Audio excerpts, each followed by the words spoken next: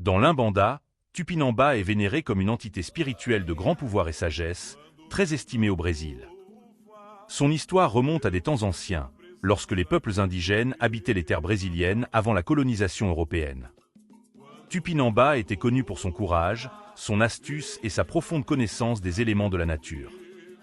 Il était un leader parmi son peuple, respecté non seulement pour sa force physique, mais aussi pour sa capacité à médiation des conflits et à guérir les malades avec les ressources offertes par la nature.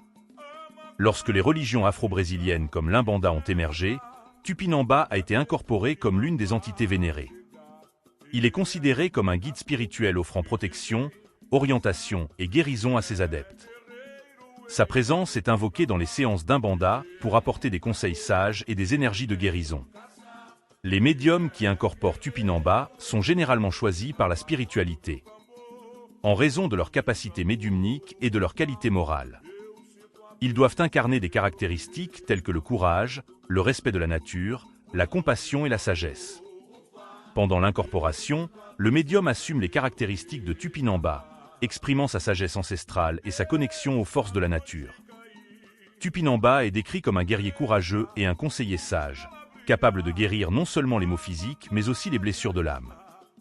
Il utilise souvent des herbes et des rituels traditionnels, symbolisant la connexion entre le monde spirituel et matériel. La pratique d'incorporer des entités comme Tupinamba dans l'Umbanda a des racines profondes dans les traditions africaines et indigènes, qui valorisent la communication avec les esprits ancestraux et la nature. Dans l'Umbanda, Tupinamba est considéré comme un lien vital avec ses traditions, gardant vivante la sagesse et les coutumes des peuples indigènes du Brésil. Ces enseignements sont transmis par les médiums qui agissent comme des canaux pour son énergie et sa sagesse. Son cœur est décrit comme généreux et compatissant, toujours prêt à accueillir et protéger ceux qui recherchent son aide. Il est vu comme un gardien des traditions indigènes et un défenseur des valeurs d'harmonie avec la nature et d'égalité entre tous les êtres. Les adeptes de l'Umbanda croient que Tupinamba peut apporter équilibre et paix à leur vie, les aidant à affronter les défis avec courage et sérénité. Dans ces manifestations, Tupinamba peut réaliser divers travaux spirituels. Il peut offrir des bénédictions, des nettoyages spirituels et des pas énergétiques, en utilisant des éléments naturels tels que des herbes, de l'eau et de la fumée d'herbes sacrées.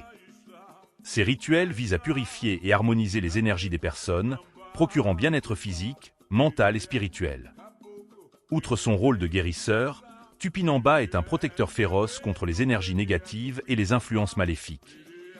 De nombreux adeptes se tournent vers lui en temps de crise, cherchant protection et orientation pour surmonter les adversités. Son esprit guerrier est invoqué pour éloigner les maux et assurer la sécurité de ceux qui le vénèrent.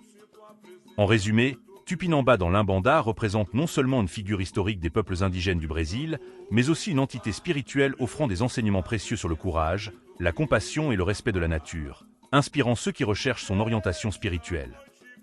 Il est un symbole de résistance et de sagesse, un leader spirituel qui continue de guider et protéger ses adeptes à travers le temps.